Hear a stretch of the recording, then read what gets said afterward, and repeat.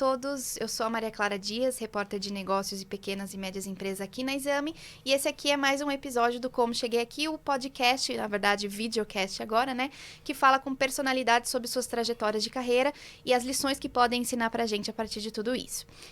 Tô aqui de novo, um prazer estar contigo aqui, o Rodrigo de Godoy, VP de Exame Academy, o nosso braço educacional e de formação executiva aqui na Exame. Tudo bem, Rodrigo? Tudo ótimo, olá a todos.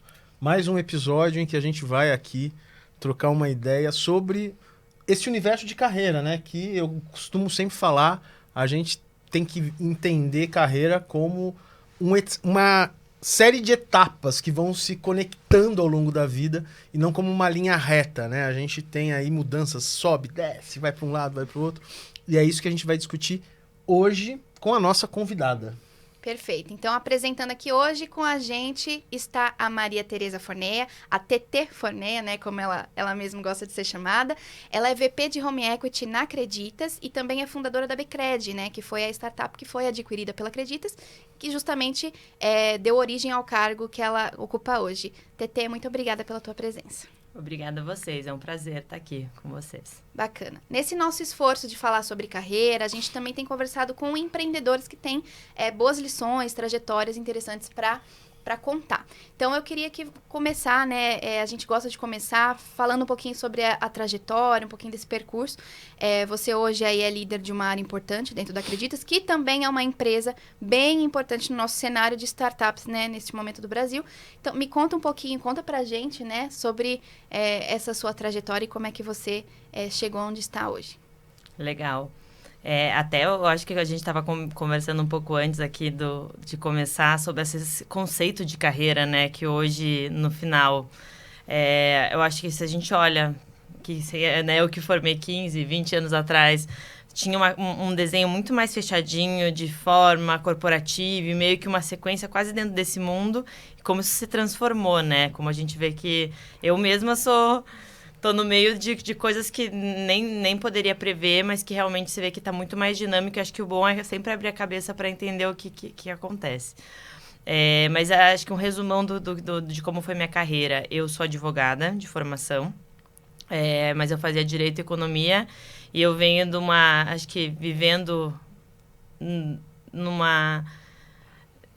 sempre muito aquariana e revoltada um pouco com o status quo e vivendo de uma geração antes da nossa em que tinha papéis de homens e mulheres muito bem definidos, seja de decisões na família, seja de quem, né? E eu acho que eu vim muito com desejo desde pequena, sou filha mais velha e queria ser independente. Então, tipo... Tinha esse plano. Tinha esse plano, tipo, como que eu vou ser independente? Então, acho que isso drivou muitas decisões. Eu comecei, apesar de estudar Direito, comecei muito nova no Citibank, eu acho que com 17 anos, e era um cargo de CLT de Hunter, de abrir conta corrente. E daí comecei a captar investimento, acabei no Private Banking. E essa foi um pouco da começo da minha jornada de corporativo. Eu achava super sexy, assim, trabalhar com algo de mercado financeiro. Acabei caindo. Eu queria muito morar fora e queria fazer MBA. Conheci o CEO na época do Banco Bari, que tinha feito. Fui conversar com ele. Enquanto eu estudava, ele falou, vem aqui fazer um part-time, que eu tô querendo montar uma companhia hipotecária. O nome dele é Rodrigo, alguém que eu trabalhei por muito tempo. E daí eu entendi que eu era muito nova ainda para realmente fazer MBA, tinha 23 anos, e participei de todo um projeto com o Banco Central. A gente montou uma companhia hipotecária, que é uma instituição financeira que pode emitir CCIs, que é contratos sempre com crédito atrelado a imóvel, e era um mercado que ainda é muito novo no Brasil, mas na época era novíssimo, assim. E eu acabei participando do projeto do começo, assim. Então, eu sempre falo que foi a minha primeira startup analógica. Obviamente que eu tinha menos responsabilidade, mas estava sempre muito envolvida. Tenho, acho que uma característica minha, tem energia de sobra, até demais do que deveria. Às vezes tem que lidar com excesso de energia. Mas fui tendo muito prazer em realizar. Acho que, para mim, a liderança sempre foi algo... Adoro pessoas, genuinamente, tem muita... Então, acho que para mim, a parte mais natural da minha característica é trabalhar com pessoas e fazer as coisas acontecerem. Tive essa jornada dentro da Bari até de 2007 até 2013. Hoje, o principal negócio do banco mesmo é essa área que a gente criou do zero. E sempre muito entendendo esse potencial que tem no Brasil, que é basicamente as pessoas ainda com crédito muito concentrado, né? A gente tem 85% do crédito em grandes bancos e pessoas com pouca educação financeira para poder até abrir a cabeça e acessar os produtos melhores, né? Então, ficava muito numa dinâmica onde eu tenho conta corrente, o que esse banco me oferece, e a gente tem meio que essa anomalia do sistema brasileiro que tem 70 milhões de imóveis, sendo que 50 milhões são completamente quitados, podendo ser, servir como alavancagem utilizados de alguma forma, né? Para próprio proprietário, para produtos muito melhores, e do outro lado, um brasileiro acostumado a usar cheque especial, que quando você, que juros... fala para o americano que o brasileiro paga 10% ao mês no cheque especial, todo mundo cai para trás, porque realmente é algo totalmente... Por mais que a gente tenha uma taxa de juros mais alta no Brasil, esse nível de spread é completamente fora do saudável. Praticável. Então, essa foi muito do que eu desde o começo, o que eu continuo trabalhando, e a gente está conectando esse tanto de ativo a um crédito mais saudável e mudando realmente a realidade das pessoas que podem pegar um crédito muito melhor. Então, acho que foi essa jornada na Bari. Em 2013, eu fui fazer meu MBA, fui para Chicago, fiquei 2 anos. Como advogada, eu acho que eu fui crescendo, mas sempre com... Acho que, não sei se a gente vai falar disso, mas algumas inseguranças, assim, né, quando chegava num tema muito financeiro, eu não sabia muito, ficava com vergonha, né? Hoje eu cheguei num ponto que eu não tenho muita vergonha de falar quando eu não sei, mas eu não estava nessa fase. Então, passei por várias questões e fui pro MBA realmente me aprofundar nessa parte mais técnica, financeira, chata, mas, né? Técnica, né? Bem técnica. necessária. E daí, lá...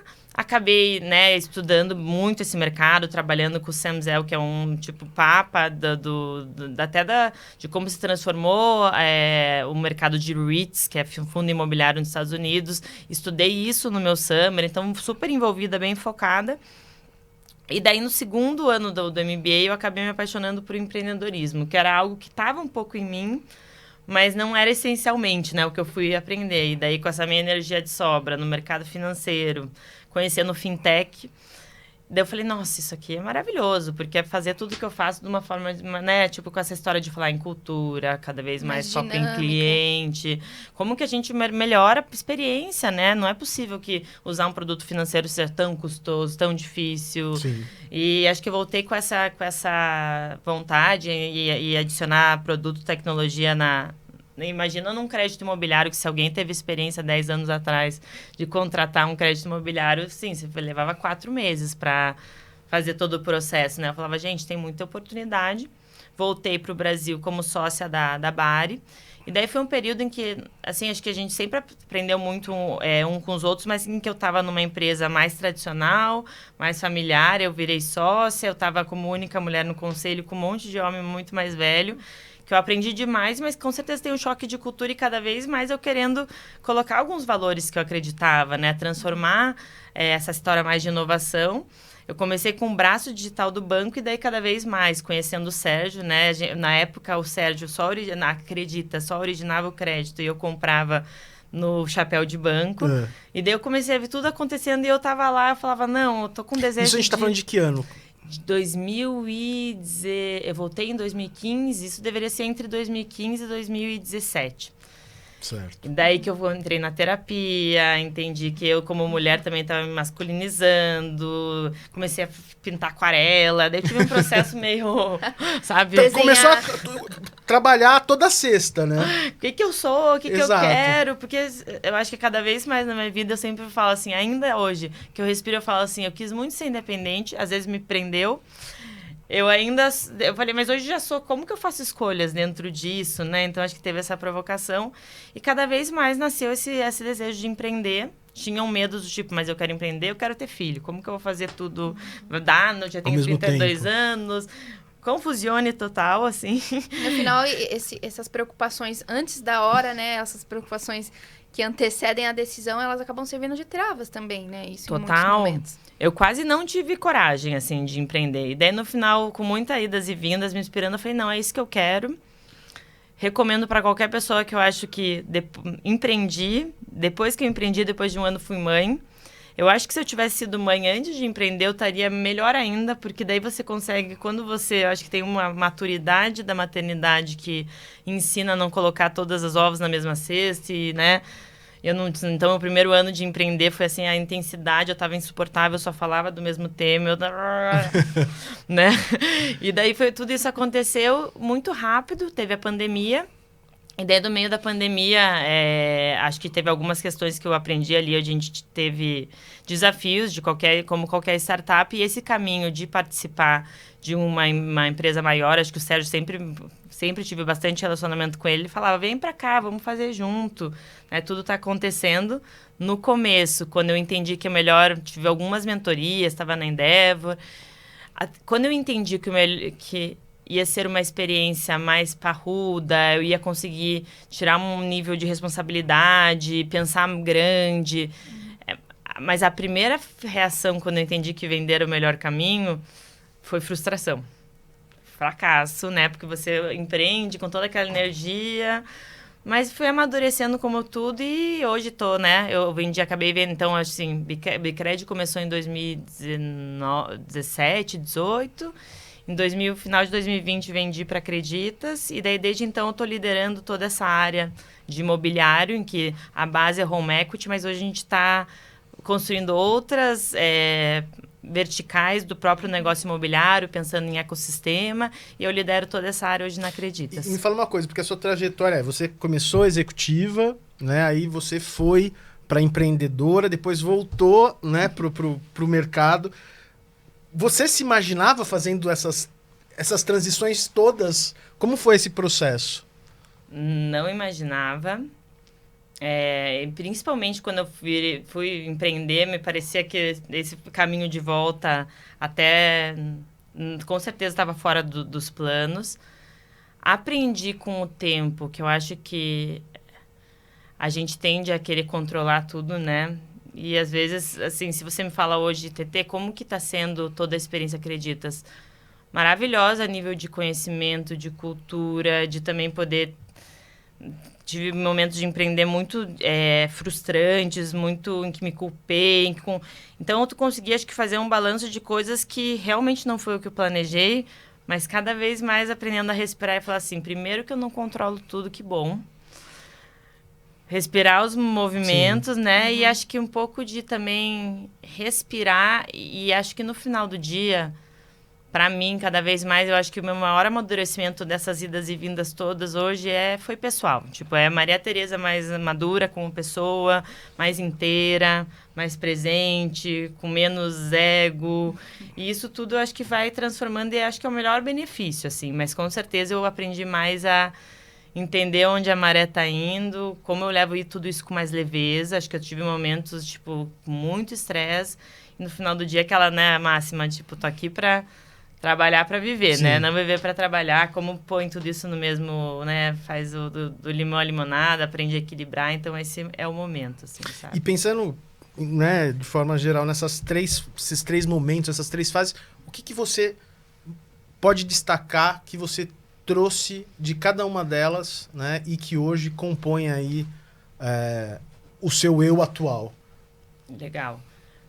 Eu acho que a minha primeira fase, e eu tenho o maior carinho, admiração e respeito por tudo que eu vivi na Bari, foi onde eu aprendi a trabalhar. Porque eu acho que essa é uma parte importante, né, que eu vejo que tem muito... As pessoas da geração mais nova, eu vejo que tem um propósito muito bacana, mas que às vezes já chega assim, não, mas Excel eu não faço. Quero falar de planejamento, sabe?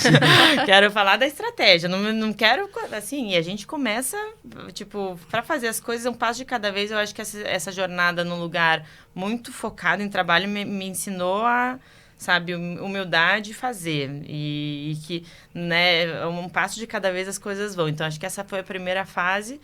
E que, aos poucos, eu comecei dentro de um meio muito dominado por masculino, bem financeiro, mais raiz.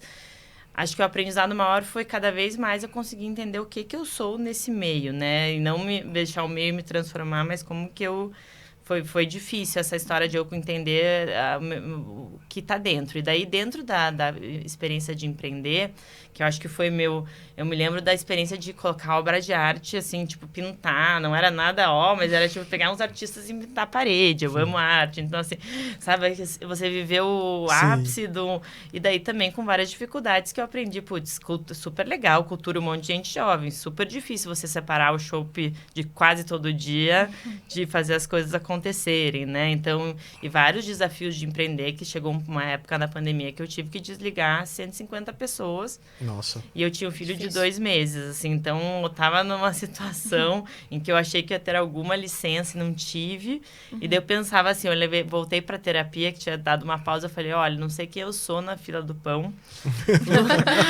Voltar uns passos atrás. Lutei pela minha independência, hoje eu sinto tudo menos livre, porque não tinha o que fazer, não tinha como tirar licença, eu tinha que resolver aquela bomba.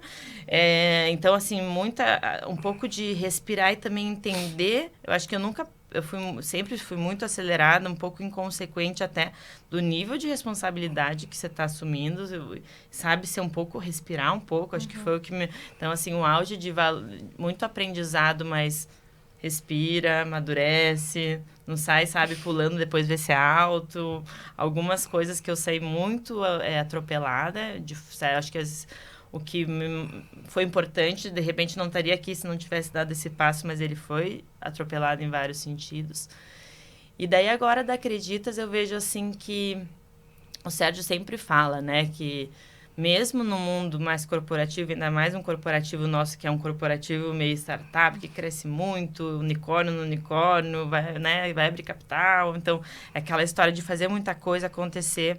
Eu acho que tudo que eu vivi, esse espírito empreendedor, ele é importante, mesmo dentro do corporativo, cada vez mais, né, de fazer as coisas acontecerem. Então, eu acho que se eu não tivesse passado por tudo isso, de repente eu estaria mais numa posição em que...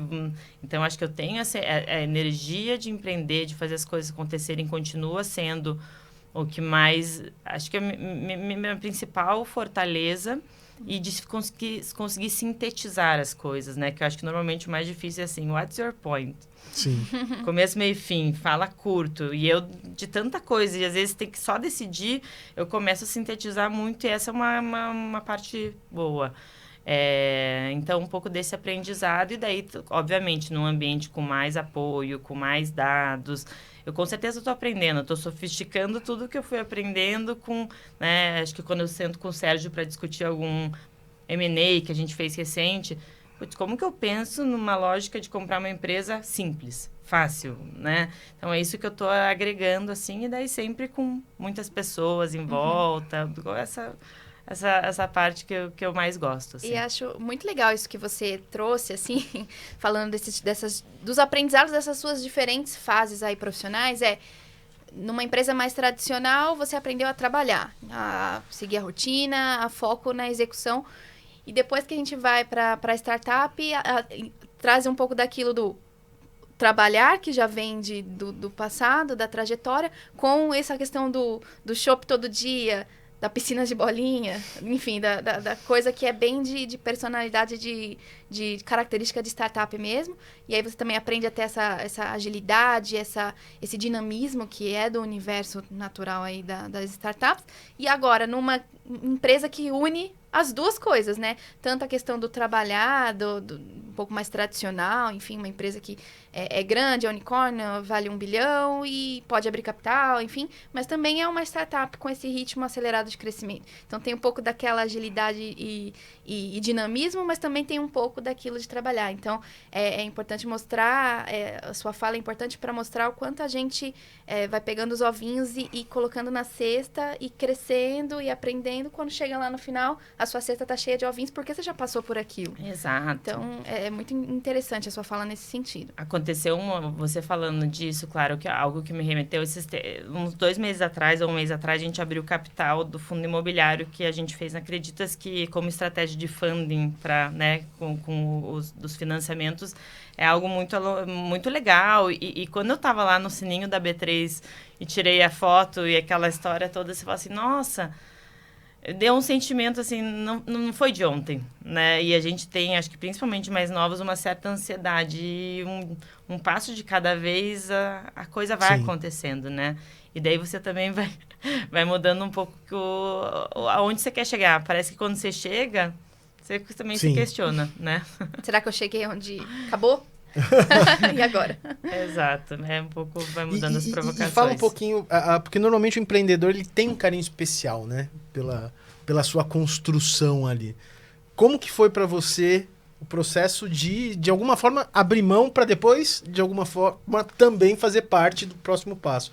Mas conta um pouquinho esse processo. De abrir mão, você diz, do empreender da De Bicred. ser o empreendedor, de estar à frente, né, ser o 100%, líder, né? Ser o líder total de um negócio, ver ele ser incorporado e aí depois continuar na fase seguinte.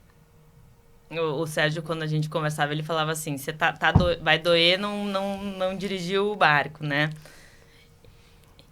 E eu confesso que, sim, como qualquer ambiente, eu acho que você tende muito, como em qualquer ambiente,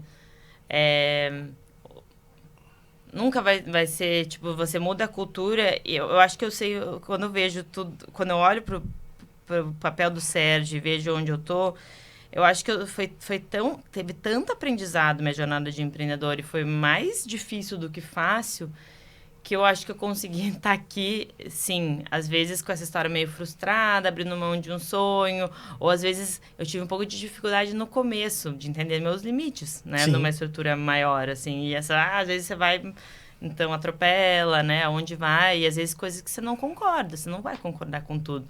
Então você tem que, às vezes, sabe, disagree and commit, vamos embora e... Então foi um aprendizado, mas ao mesmo tempo, aquela escola de eu estar sofrida... Eu também aproveito, tipo, eu sempre na terapia lembrava de respirar e aproveitar o lado bom. Da onde eu tô também com menos responsabilidade, de algumas coisas, de dividir um pouco o peso. Eu tive uma jornada que eu era solo founder, então muito solitária, assim, sabe? Então, acho que foi um pouco de como eu até amadureço a forma de sonhar, né? Porque você me fala da piscina de bolinha, e quando eu vi o seriado lá do WeWork, tem várias coisas que possivelmente, se um dia eu empreender de novo... Vai ser legal, quero, mas com menos fluff, né? Sim. Menos, tipo, o que realmente aqui... O que importa de verdade, né? Então, acho que foi muito aprendizado. Então, acho que foi esse balanço, assim, de, ok, como eu realmente vou ter que me adequar ou não... Mas, de um lado, como eu aproveito isso nesse meu momento de vida, né? Realmente, hoje, eu durmo muito melhor do que eu dormia 2 anos atrás. Que eu não dormia, quer dizer, né? E da sua fase empreendedora aí, né? Quais foram... os principais desafios, as principais dificuldades e os principais aprendizados que você transformou dessas situações todas?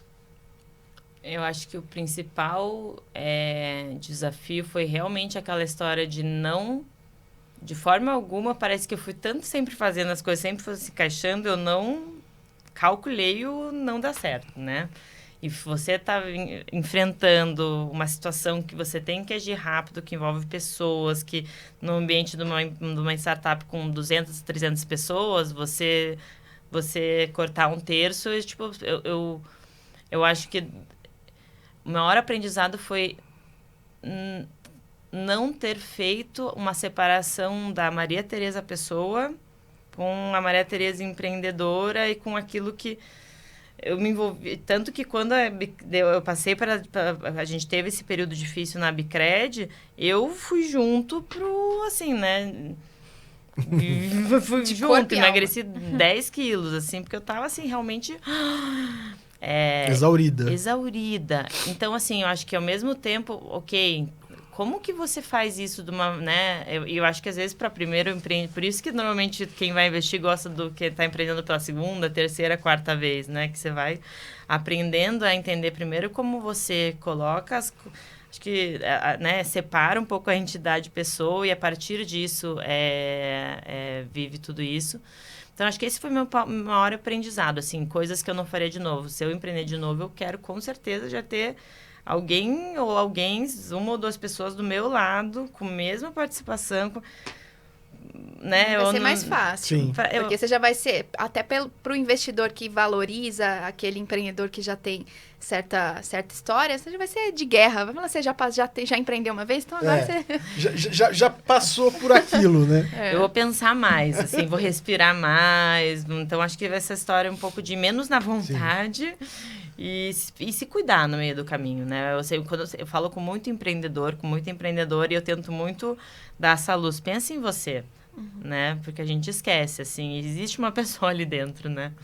Sempre. Eu acho que vale a pena destacar aqui também que nesse universo das startups, enfim, muitas vezes uma empresa ela é considerada bem-sucedida quando ela conclui o ciclo dela, né, de crescimento. Ela nasce, cresce, se desenvolve, depois ela é comprada, né? Ela é comprada por talvez uma grande organização, como é o caso de muitas empresas. A Bcred, ela é um desses exemplos, né? Ela exemplifica essa conclusão desse ciclo, porque ela terminou num exit, né? Ela terminou nessa aquisição. Aí, que dica você poderia dar, assim, para algum empreendedor que está querendo fazer com que esse ciclo também feche na empresa que ele fundou? O que fica de aprendizado e que pode ser de lição também para o empreendedor que também almeja esse destino para a empresa dele? Legal. Acho que a primeira dica é, se você vai empreender, vender a empresa, sair para o estratégico sempre é uma opção. Mas empreenda em algo que você pense que não seja só essa opção, porque acho que a pior, possivelmente aconteceu comigo porque não era a minha opção. Sim. E daí eu fui entendendo que essa era uma opção e também acho que... Então, acho que normalmente é uma das coisas que eu aprendi nessas rodadas de mentoria com pessoas mais, né, bem... Assim, normalmente quando você quer dinheiro, vai pedir um conselho. Não vai pedir dinheiro, né? Tipo, vai... Como que você faz as dinâmicas? Porque você chega lá e se está muito na cabeça, eu quero fazer algo para vender logo... Possivelmente, teus sinais vão ser errados, você vai montar algo que não... Então, acho que essa é bem essencial. Esse é um caminho possível, total. O mais provável, provavelmente, né? Porque, ainda mais nessa dinâmica atual, que acho que está mudando bastante a quantidade de dinheiro disponível, como que ganha o jogo, né? Mas eu acho que, primeiro, assim, então, realmente...